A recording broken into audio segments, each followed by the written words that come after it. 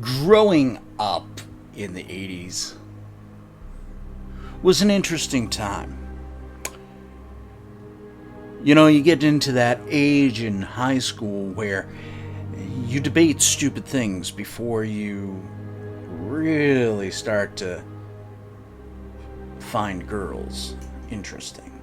Or maybe you've already found girls interesting, but you like to have debates.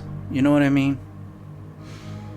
I bring this up because one of the big debates when I was in high school was who was the greatest slasher.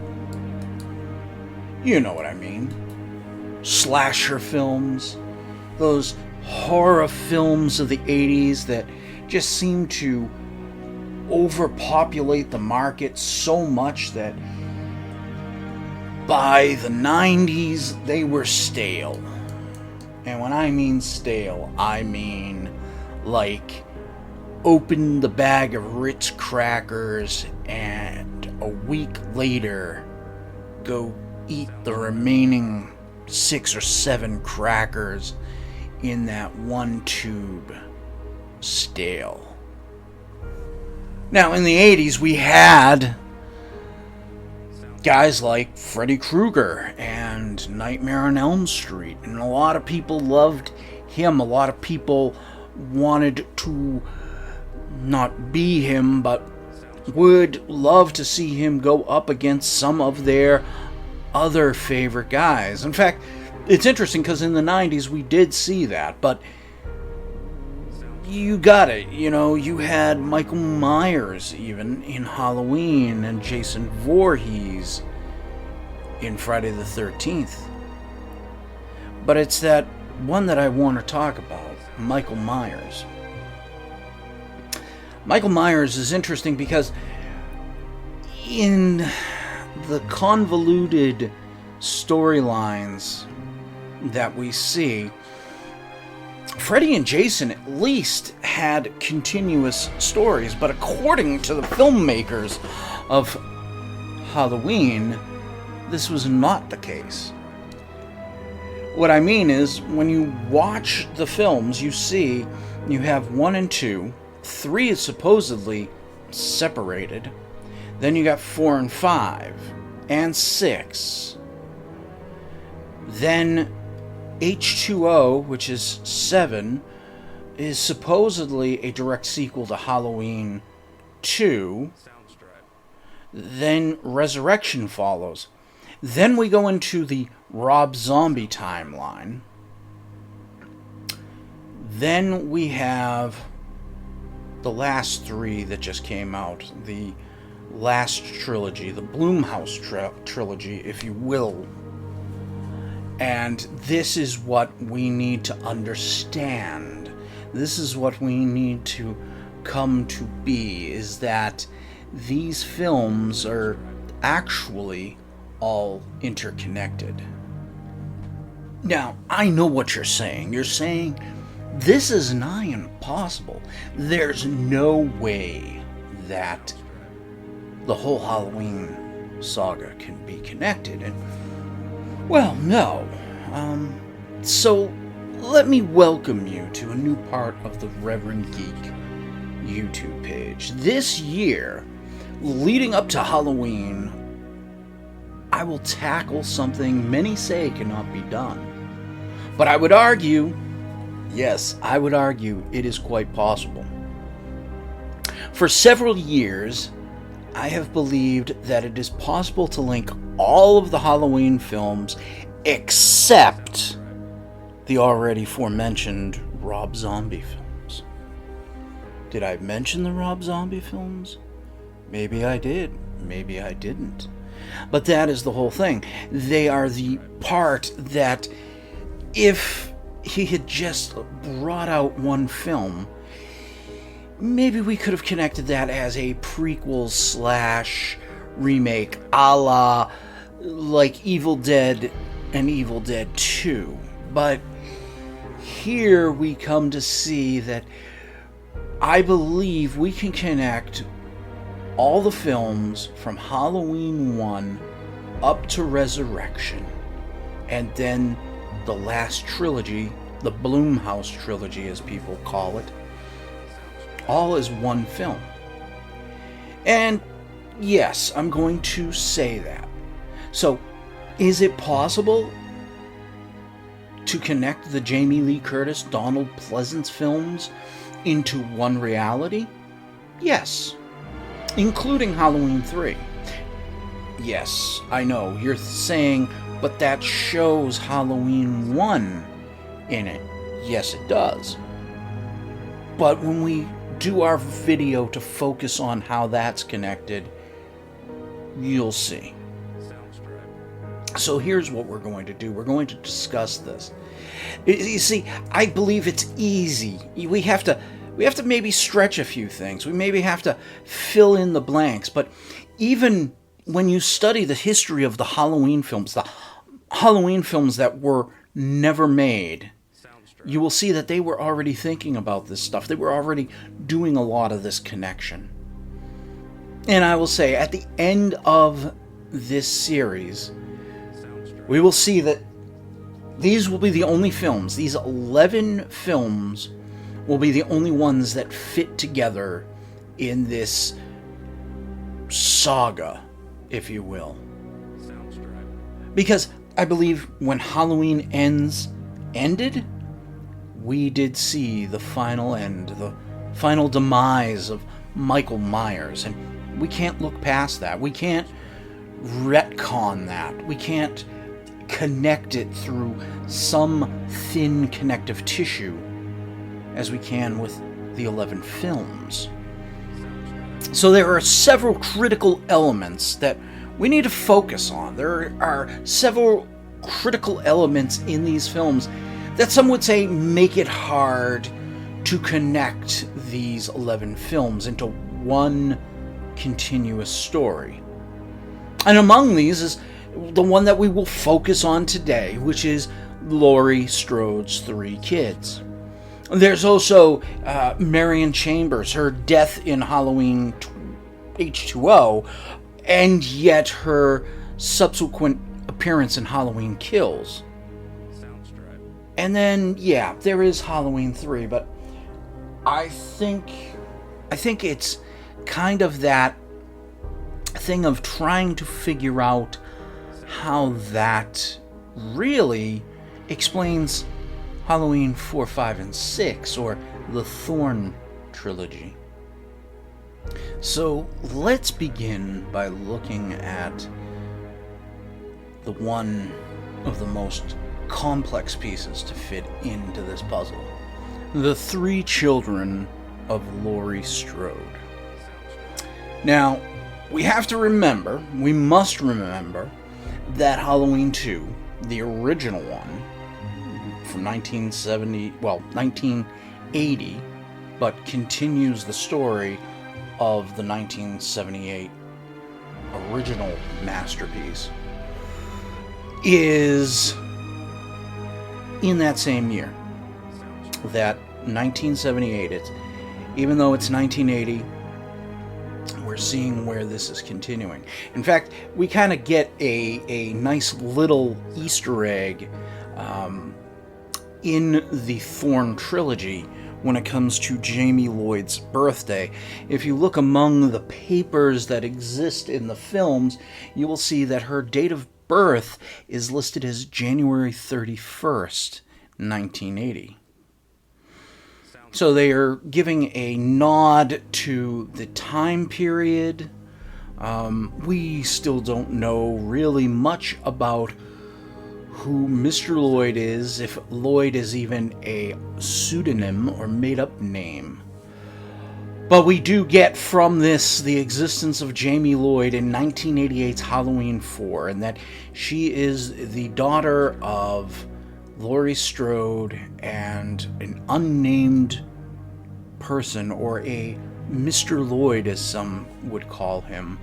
And so we come to the first child of Laurie Strode, and we have to think about this. We have to think about how this all goes together. But let's continue with the introductions. Next we are introduced to John Tate, who we meet in 1998's H2O. And we can figure out his birthday and time from the records that are shown, from the discussion of his birthday coming up, and all sorts of things that he was born August 1981. In fact, there was a scene where he even talks to his mother and mentions that he's 17 years old in 1978. So we can, or 1998 rather, and we see through simple math that we can deduce his year of birth and his month of birth from the discussions. And then we are introduced in the final trilogy to Karen Nelson. Needless to say that she is also Strode originally. And that kind of introduces some interesting little hodgepodge of stuff, kind of interesting things there that come up. But probably the interesting thing is you can also deduce that her birthday is also the year 1981. So I would argue that John and Karen are twins. We can deduce this. Now, that does lead to some problems within trying to piece this together. And so we have to really start to think about this. Think about the story as we get it and what would be going on. If you are Laurie Strode and you have these 3 children under your care, what are you going to do? Who are you going to turn to? There's a lot of things that I would say. This is where we kind of have to stretch things. We have to think about things, and we have to think about things logically. So here's some of what I would argue would have to be. Now we didn't have the existence of Karen in 1998, and if we didn't have Karen introduced, it would have been just very easy to say that she had John and Jamie, and they were kept separate for the sake of Michael finding out about both.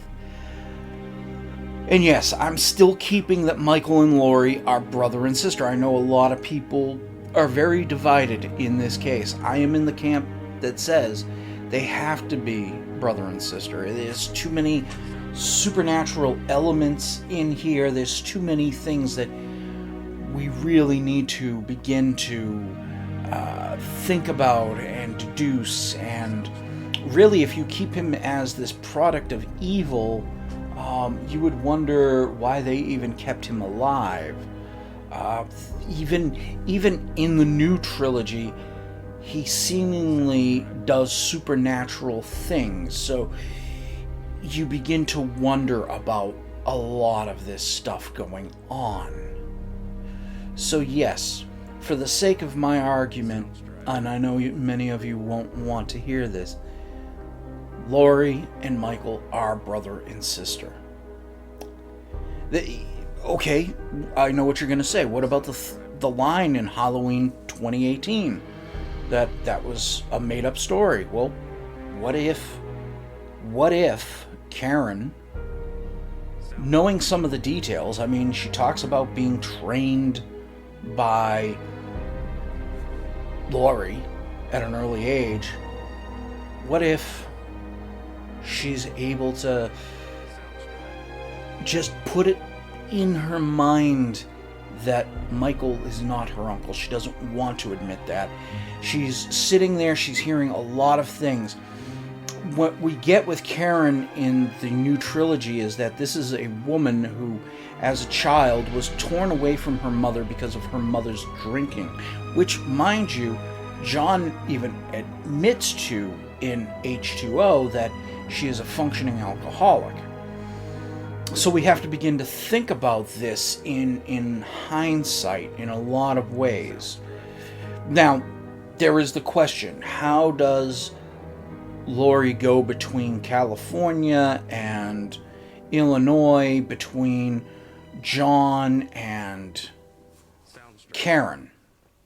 And it would be easy. It would be easy if she had people that she trusted that would take care of John while she went on trips out of California to Illinois to spend time. But of course, knowing that things are going to be bad, I believe that Dr. Loomis and other people that she trusted in an inner circle would build around everything to create a storyline that the kids would believe, so the kids wouldn't find out about one another.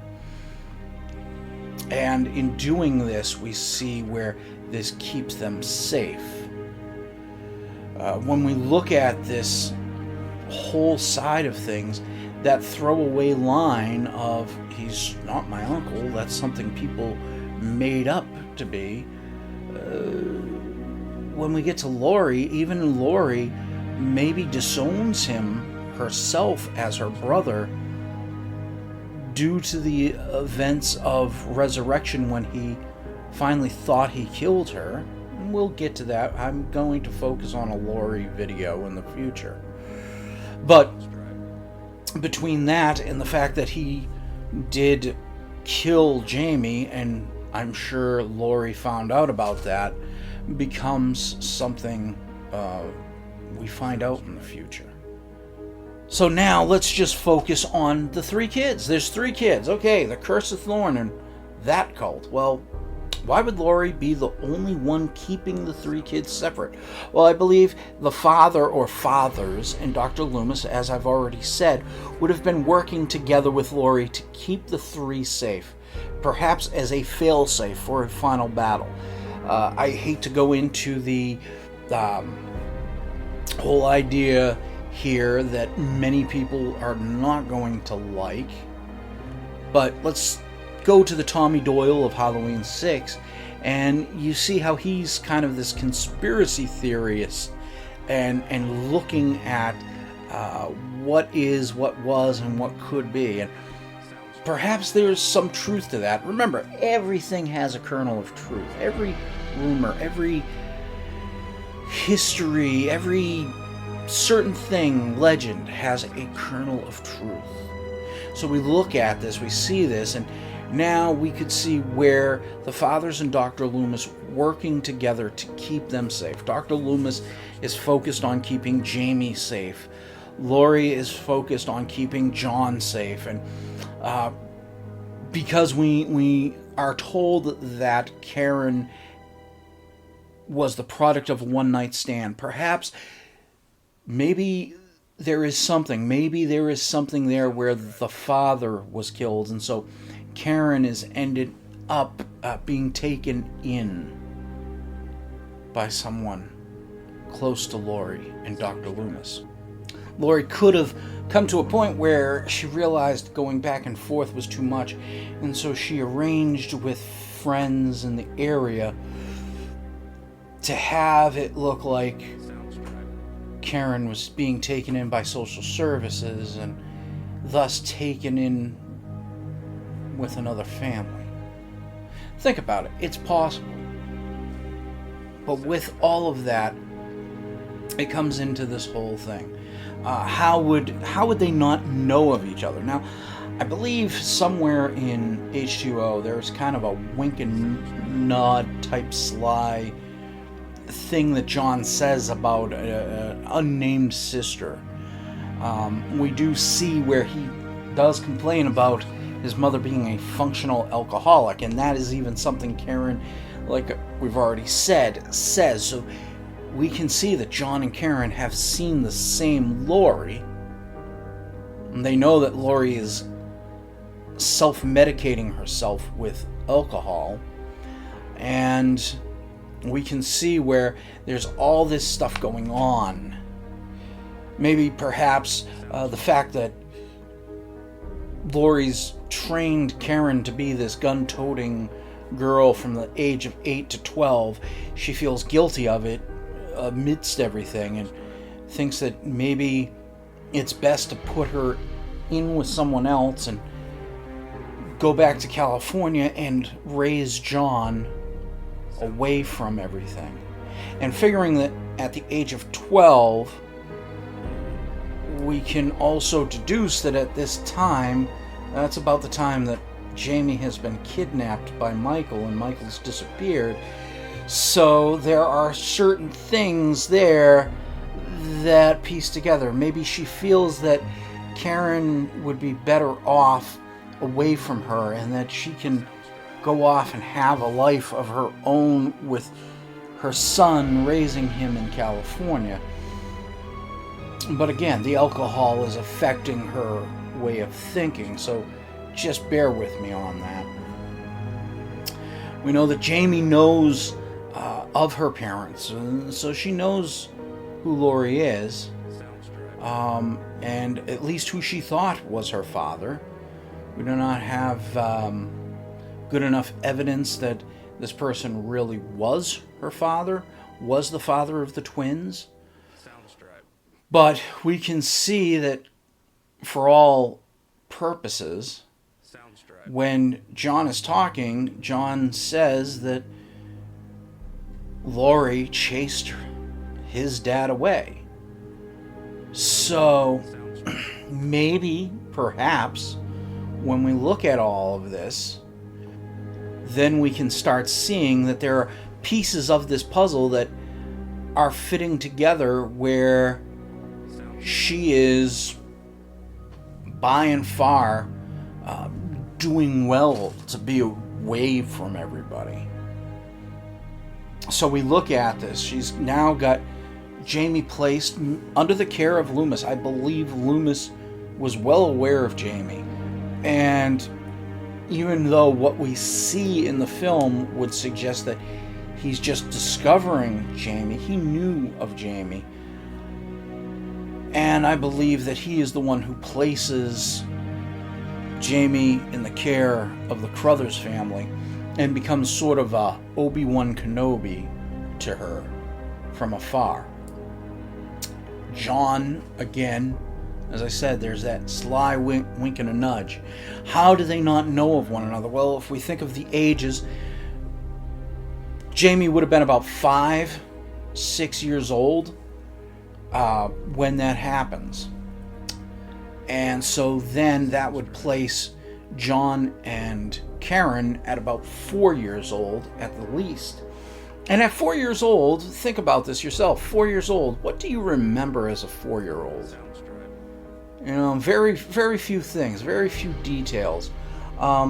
So what if, in their eyes, their minds, Jamie, the existence of Jamie to them is, you know, that wink and nod that John gives.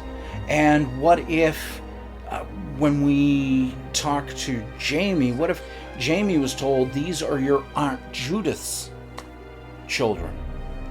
It's not far for Laurie to stretch the truth there. But what if she had told Jamie that these were her cousins, and so they take the cousins away, send them out to California ahead of time, and begin the process, beginning this whole split, so that the kids are not going to eventually bond and form together. Again, that line from H2O about mom being a functioning alcoholic rings some truth across the series.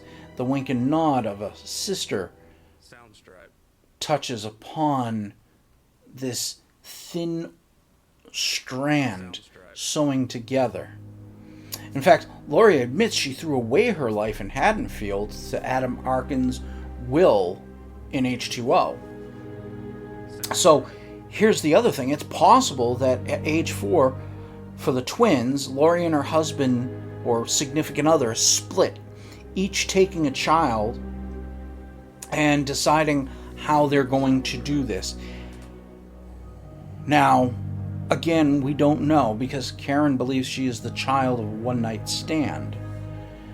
So she's not going to have any reflection of a brother at age 4. But if things go in such a way and this person ends up saying, I'm your uncle to her, even though he would be her father, that's not a far stretch to throw out there either, because we have stories where there are parents who lie and say that they are aunts or sisters. And so, what if this is the story? What if this is the case?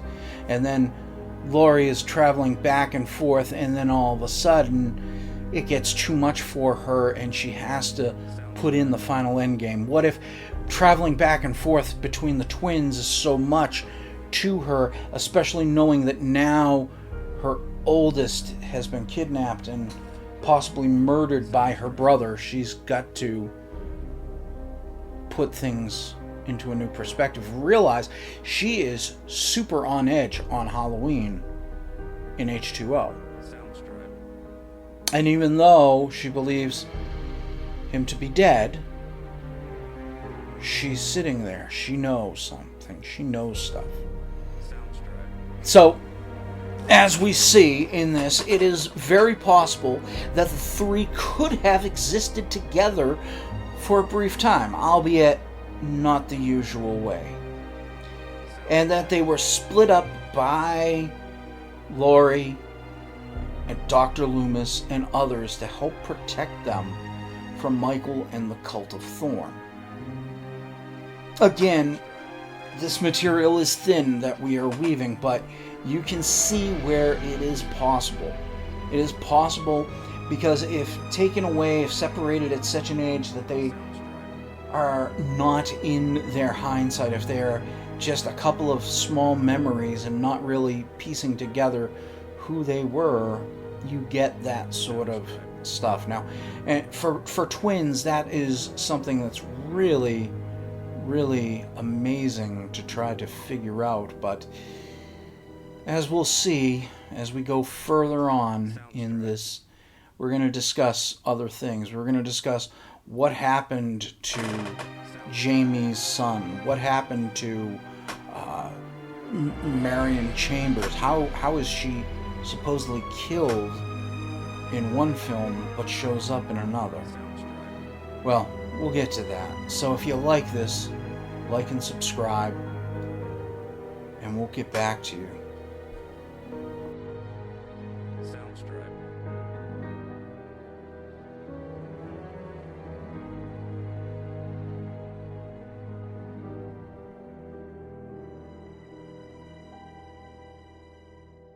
Soundstripe.